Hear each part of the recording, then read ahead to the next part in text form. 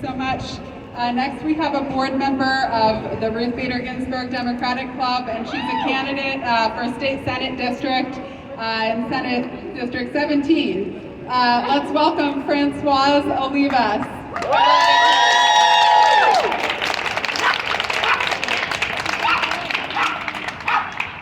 My name is Francoise Olivas, and I am pro-choice. I continue to move between disbelief, rage, and fear for the world that my daughter will inherit. This week, I held my daughter close. My daughter was conceived through IVF, a form of family planning now also at risk with the possible overturn of Roe. She was conceived the day Trump was inaugurated president. On that day, against doctors' orders, I went to DC with my husband and friends to march, to show up with my sisters, to make sure our new president knew that we are warriors and that we would not go back. This is the beginning of the erosion of our rights, rights for which generations have fought. 1954, Brown versus the Board of Education. The Supreme Court ruled that separate educational facilities are inherently unequal. Laws that oppose them violated the Equal Protection Clause and the 14th Amendment of our Constitution.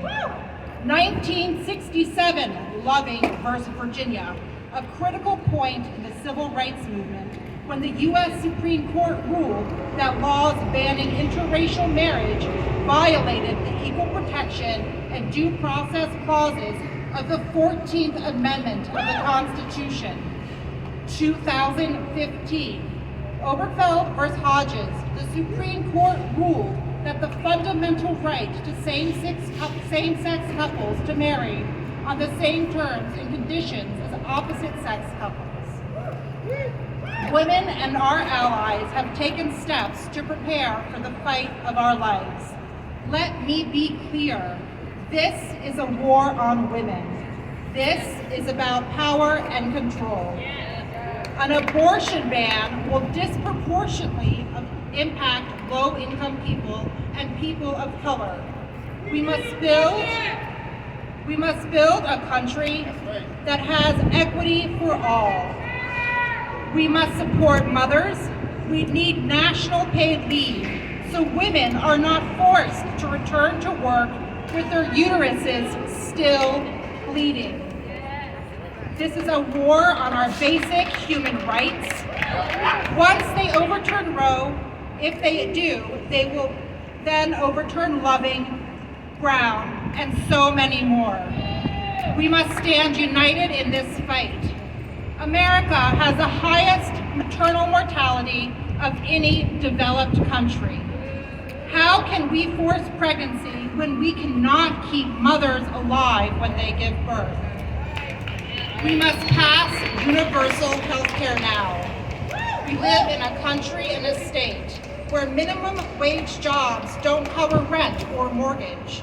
We must raise the minimum wage to make sure that mothers, working families, and the average New Yorker are not just able to survive, but able to thrive. We need quality, affordable childcare. 3.5 million mothers have been pushed out of the workforce during the pandemic. We need universal childcare now for the economic recovery of our country. We must support mothers.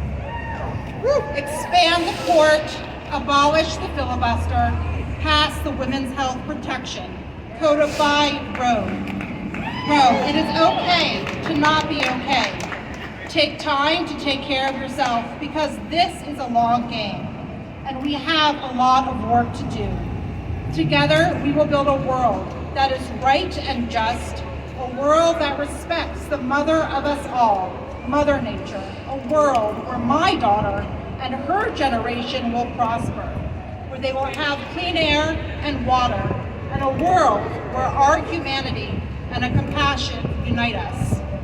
So get ready to vote. Here in New York, we still are waiting for our primary date.